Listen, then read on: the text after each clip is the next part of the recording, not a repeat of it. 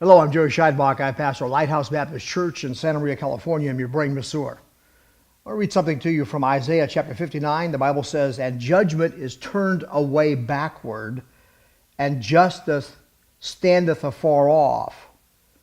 For truth is fallen in the street, and equity cannot enter. Yea, truth faileth, and he that departeth from evil maketh himself a prey. And the Lord saw it, and it displeased him that there was no judgment." You know, that's the condition we're in today. It also tells us the reason we're in that condition.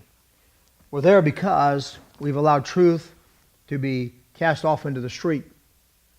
As a consequence, equity cannot enter into our culture or society. So I want to talk to you a little bit about some things going on in our country right now with Trump and all that kind of illustrate our need for a revival of truth. But before I go there, I want to invite you to an event that's coming up November 3rd. On November 3rd at the Lighthouse Baptist Church, we are having our annual Lights On banquet. If you are a regular listener to the Brain Massage Show, then you understand that terminology. But in case you're not, we say lights on if we agree with what the brain masseur is saying, and we say lights off if we disagree. Now, where does that come from? Well, I was doing this radio show live some years ago. I can't do that now because I travel quite a lot, and it's very complicated. I don't have the kind of funding I need to carry my studio with me everywhere I go. So I can't do it live, but we did in the earlier days. And I was just getting in a rant, about something going on with our kids that was deeply concerning to me and obviously to my listeners, because what happened, I said, now that should get the lights on out there. And people began calling in. I don't know, we got 10, 15 calls that came into the switchboard just seconds, minutes after I said that. Tell the pastor my lights are on, and they were turning their car lights on, and all this kind of stuff was going on. So it kind of got exciting. And I just picked that up, and now I use that with my radio show to say, is it lights on or is it lights off? In fact, I go around the community here in our town, and often I'll meet somebody, and they'll recognize me by my voice, and they'll say, "Lights on, Pastor." And then sometimes they'll say lights off. So in any event, that's where all that comes from. So we have what we call the Lights On Banquet. We do it yearly. At the Lights On Banquet, we provide something called the God and Gun Clinger Home Defense Kit. Now that's a drawing. It's the grand prize for the evening. And this year, Pat of Pat's Automotive, located here on Blosser in Santa Maria, and he'll be teaming up with John Perry, who is the owner of Rangemaster in San Luis Obispo, to allow us to offer an awesome handgun. It's the Smith & Wesson MP9 Shield. That's a 9mm handgun equipped with the Crimson Trace laser and a real nice holster. That's an $800 plus value all by itself. And then the Lighthouse Baptist Church is going to throw in the Bible. And you'll get a leather-bound Bible. It's the one that I use, this one right here. You won't get this one, but I mean, it's the same Bible. Wide margins, I can take a lot of notes and stuff. And that Bible will be added to the gun. And together, that's the God and Gun Clinger Home Defense Kit. Everyone attending the meeting who's got a paid seat will receive an opportunity to win that wonderful prize. This year, we've got some additional drawing prizes.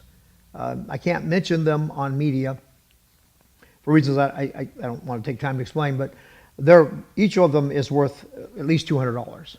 And so that's going to be available. Also, 2 additional prizes in the drawing. So we have 3 of them this year. That's pretty awesome. Also, we have other favors and things. We have the brain massage trivia contest. We have a lot of fun with that. Each table's challenged to answer a question regarding different things that are said on the radio show regularly, like what does the brain masseur mean by democrat, or stuff like that. And Lou Silva of Have It Wired here in Santa Maria, along with Peter Mock, who represents Calcoast Irrigation, all friends of the Brain Massage Show. But Lou is, without any question, the premier Santa Maria style tri-tip barbecuer anywhere. I mean, this guy has got it nailed. And if you've ever enjoyed some Santa Maria style tri-tip, man, this is the tri-tip to eat. This is just awesome stuff. He'll be preparing that meal for us, and along with the help of Peter. And then Emily, who is a awesome cook. I mean, she's just top drawer, amazing cook. She's going to prepare a dessert that'll knock your socks off. So Lou's tri-tip dinner followed by Emily's dessert, and you can't beat it. Now add to all of that this. Our keynote speaker this year is going to be a California State Assemblyman, Jim Patterson. Now, Jim Patterson is a God&Country patriot. He's a wonderful man with a great message concerning the truth that God always has a remnant that God can use if they'll rise up. And so he's going to be speaking for us. And in addition to that, we have invited Julie Bischoff. Now, Julie Bischoff is the president of Santa Barbara Conservative Women Federated. And she's an expert on the issue of voter fraud in California. And I've invited her. She's accepted the invitation. She'll be with us also for the Lights On banquet this year. And then, of course, moi. I'll be presenting a live performance of the Brain Massage Show. And that's always a lot of fun. And you get a pin that turns a light on, and if you get excited during the presentation of the Brain Massage Show, you turn your little pin on and lights on. And anyway, we have a ball. It's really a lot of fun, and I want you to be a part of it if you can possibly make your way to the banquet this year. Now, there is a cost for this event. This is $25 per plate. However, there is a discount available if you will register before September 1st. So if you register before September 1st, then you get a $5 discount on each plate, and you'll pay only $20. All right. Let me talk to you about Mr. Trump right now. Did Trump Jr. do it? Did he actually meet with a Russian? What? Really? Oh, no. What's going to happen now? They've got him, right? Trump Jr. actually met with a Russian. That proves everything that they've been saying about this Russia business, doesn't it? Well, no. Hillary's campaign sent operatives to the Ukraine to collect dirt on Trump. How many times have you heard about that? Okay. Trump Jr. recently confessed to meeting with a Russian government lawyer who promised to give him dirt on Hillary. Oh, my. The DNC hired former intelligence agent Christopher Steele, a British agent, to concoct a dossier on Trump, large portions of which have been discredited. And Steele admitted in court documents that parts of his work still needed to be verified, but that didn't stop Comey from using it as the basis for launching an investigation. That's interesting. This was an effort, by the way, where the DNC teamed up with certain gopers. Talk about brain massage trivia. What's a gopher? Well, you know how a gopher eats the roots of the grass and kills the grass? A gopher is a Republican representative who feeds on the roots of the grass roots, feeds on those roots, but destroys the grass in the process. And in other words, they're traitors. They feed themselves by getting elected, appealing to us on the issues we are concerned about. But when they get to Washington, they turn their backs on those issues and they don't follow through, kind of like the issue with Obamacare, for example. In any event, the DNC and the Gopers got together to hire Steele. It gets actually more interesting, as I'll bring out in a minute, to come up with a way to make it out that Russia owned Trump. I don't know if you remember that or not, but that was the whole idea. That Russia owned Trump and could blackmail him and so on. It all turns out, of course, to have been just what Trump has been calling it, fake news. Trump Jr. reveals that he met with a Russian to get dirt on Hillary. And that's repeated ad nausea, right? In the Soros-Clinton propaganda echo chamber called the mainstream media, it's over and over and over, Russia, Russia, Russia, Russia. It's like Trump Jr. met Russian, Trump Jr. met Russian, Trump Jr. met Russian, Trump Jr. met Russian, Trump Jr. met Russian. Then, DNC hired Steele to produce dossier on Trump, who went to Ukraine to dig up dirt on Trump from the government there when, because of alternate media, they were forced to admit that. They'll slide that in there real quick and then go right back to Trump Jr. met with Russian. Trump Jr. met with Russian. Trump, you get the point. You know, questions right now are being raised about Comey's participation in getting this dossier on Trump. You might remember during his testimony before the Senate committee, he refused to answer questions about any connection and relationship between his agency and the dossier. Right? You remember that? Good man Comey. Have you noticed that every time somebody gets ready to say anything about Comey, they preface it with, he's a good man. I've noticed that. It's funny. Okay, so good man Comey refused to answer repeated questions about his agency's ties to the dossier. The dossier, by the way, that the DNC and certain gopers hired Steele to prepare. You know, the one that has been used as the basis for the FBI's justification for seeking FISA court approval to secretly monitor communications of persons connected to the Trump campaign.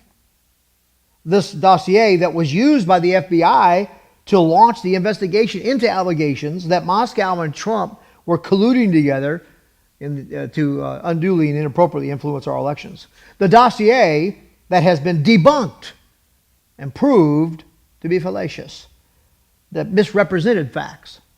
For example, that bit about Trump hiring prostitutes to do a golden showers routine on the bedroom or on the bed in a room he learned Obama had used. Total fake news. In fact, it turns out that some pimp approached one of Trump's bodyguards multiple times with offers to send in the whores, but he was sent away. Never happened. But that doesn't matter to these people. If they can't orchestrate some kind of scandal to happen, well, then they'll just go with the next best thing, and they'll just lie and say it happened anyway. That bit about a Trump lawyer, Michael Cohen, remember that one? Traveling to Prague to meet with Kremlin officials in secret in August of 2016. Totally false. I mean, even the Atlantic came out with the proof that Cohen was not in Prague during the time in question.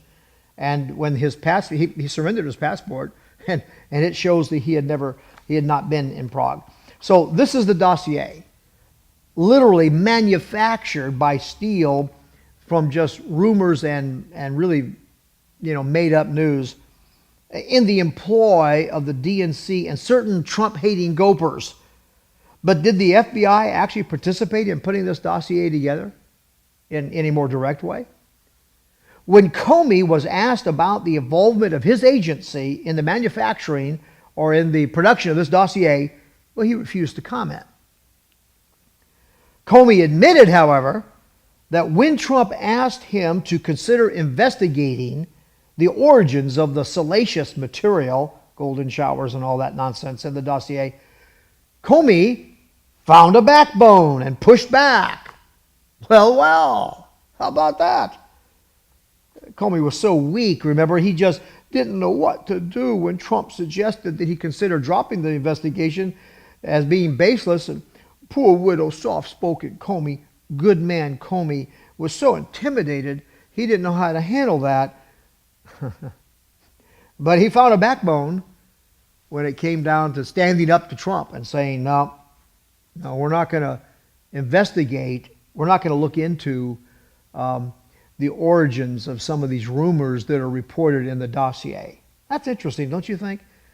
I mean, if you were in Comey's position in that case, wouldn't you want to know? Wouldn't it be part of your investigation to verify where this dossier came from, where these rumors came from? Keep in mind now, this is the dossier that Comey used as the basis for his investigation, and he wasn't interested in ascertaining where it came from. Journalist Paul Sperry in the New York Post revealed that the Senate Judiciary Committee, quote, threatened to subpoena Fusion GPS, end quote. Now, who's that? Who is Fusion GPS? Well, stay with me here. It's the, quote, secretive firm that hired Steele to produce the dossier. Oh. And why is that interesting to us? Well, it so happens that Fusion GPS was on the payroll of an unidentified Democratic ally of Clinton when it hired a long-retired British spy to dig up dirt on Trump, quote unquote. How about that? You know, by the way, this is the same group, Fusion GPS, that was hired to get dirt on GOP presidential candidate Mitt Romney.